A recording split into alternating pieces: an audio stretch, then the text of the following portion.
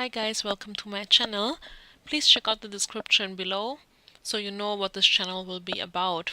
Thank you. So we try to learn and to understand Japanese together. I'm really excited about that, and I try to keep it like fresh and open for suggestions. So I'm really counting on you guys to let me know if you enjoyed this video and you learned something. Okay, let's just start with the first line. It's quite easy because it's katakana. You can see it here. It's one piece. One piece. You have the lines here after P and after S, so you know that the syllable before needs to be a little longer than usual. Piece. If you wouldn't have the lines, it would be just pizza, piece. It wouldn't be right. But with the piece, it sounds more like the original piece. So we scroll down and we have an English expression, Romance Dawn. And then we have here the katakana again, which I think is a help for the Japanese readers to understand the English expression. So we have romansu, dawn, romansu, dawn. And here we have again the little line after do, which will make it more longer. If it wouldn't be there, the expression would be just don, don, which has a different meaning. It's the Spanish don from Don Quixote or something like that. Don. This would be wrong in this case, so we have dawn. So it sounds more like dawn. And now we start with the kanji. Don't be intimidated. We just dive in and try to do our best here. So the first kanji is boken, boken, and the second one is yoake. Yoake is the actual Japanese word for dawn, and boken means adventure. So we have the combination of two words which are connected with the no. The no we will try to understand a little bit later. It will pop up many times. So the translation of this word would be adventurous dawn or adventure dawn, like Romance Dawn, adventure dawn. And we scroll down to the contents. The first one, Daiichi wa. Daiichi wa, first chapter. The dai is really easy to remember. It's mostly used to count something. Daiichi wa, first chapter or first episode and so on. You see it in this kind of cases. So we have Daiichi wa, romansu dawn, boke no yoake. So first chapter, Romance Dawn, adventurous dawn. And the number is go. Dainichi wa, second chapter, again with a dai. Sono otoko, mugiwara no rufi. So second chapter, and now we try to translate this one. We try it from behind, from the last part of the sentence. It's much easier. So you have again katakana here. This means a name most of the time. And here we have the name for Ruffy. Rufi. The who here and the I are a combination which makes the U sound to an I sound. Rufi. Then we have again a no. Now the no is really easy to understand at first because it's just describing something that is following. So Ruffy is described and the description of Ruffy is before the no. So if you check it out, we have mugiwara.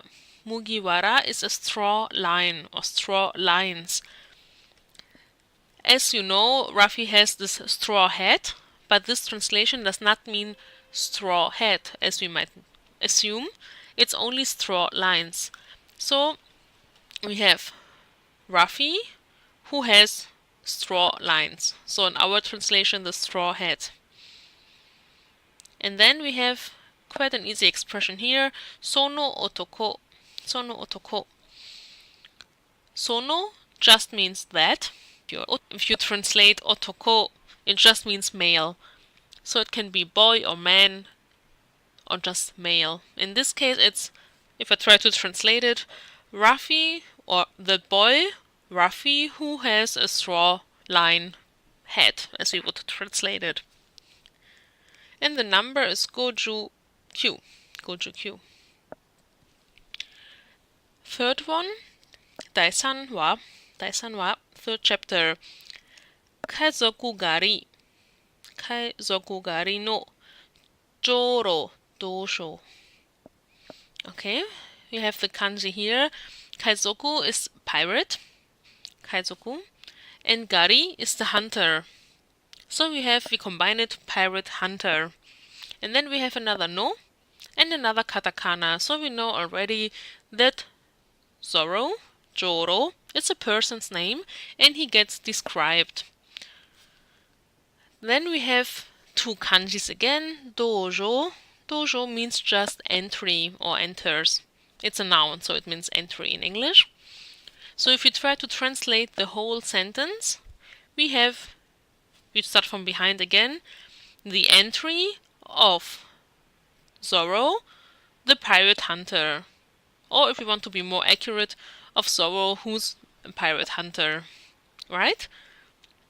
It's quite easy with the no. And the number is Hachiju-san. Hachiju-san. Now we have the number 4. The number 4 has two different readings at least. There's a Chinese and a Japanese reading. In this case, I think it's the Japanese. It's Yon. Daiyon wa Kai Gun Tai Sa. Kai Gun Tai Sa. Kai Gun is the navy. And Tai Sa is the colonel. So altogether it's the navy colonel. And then we describe him again. We have from behind again the katakana Morgan. Morgan. So it's Morgan in English. The no, describing something again. And now we will see what this guy is about.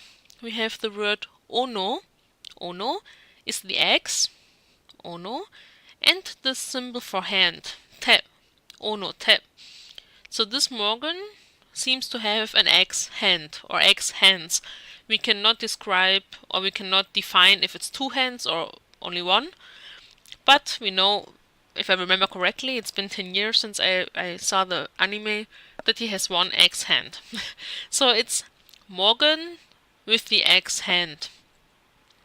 So altogether, try to translate it, is like the Navy Colonel Morgan who has an axe hand. Or as we know, his name can also be Accent Morgan. Accent Morgan. Oh, and the number is 100 means hyaku, so I'm pretty sure. No. So I think it's hyakugo. Hyakugo, the number here. Okay, fifth one. Daigo wa. Daigo wa. Fifth chapter. And then we have an easy one because it has two long words, and a connection with to, which only means and. So we have again pirate, kaizoku, and the symbol for king, kaizoku ou. Kaizoku ou, the pirate king. To, dai can go. Dai can go. Dai, it means grand or big. Ken is this word. And go you can use if you want to have a master, the expression of a master or an expert in something. So we have this word master here. You can see the symbol for big, you can see it here on the 4th chapter and also in the 5th. One time it's pronounced tai and once it's dai. So this is really characteristic of many kanjis. It depends really where you put it and in what combination. So the translation of the 5th chapter is quite easy. It's a pirate king and this word's master. And the number is 125. Now we go to the next chapter. Dairaku wa Hitorime. Now this one is a good example of how the numbers are also a little bit hard, especially for me. I'm not gonna lie, I've never learned them correctly because it was too much effort. But now I regret it a little bit because I struggled with that also. But here you have Hitori me. You know the one is ichi, but it has different readings depending on how you put it. Hitori by itself can also mean alone or lonely. But we have another combination here where we have the number, we have a counter measurement, and we have the map, which make it like first, second, and so on.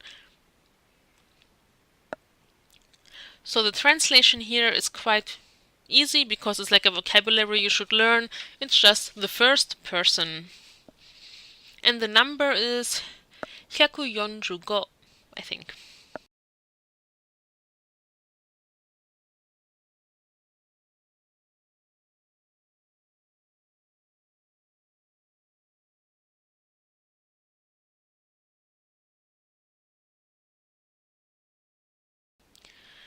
So the seventh one is also not really hard. It's Daishiji wa, 7th chapter, Tomodachi.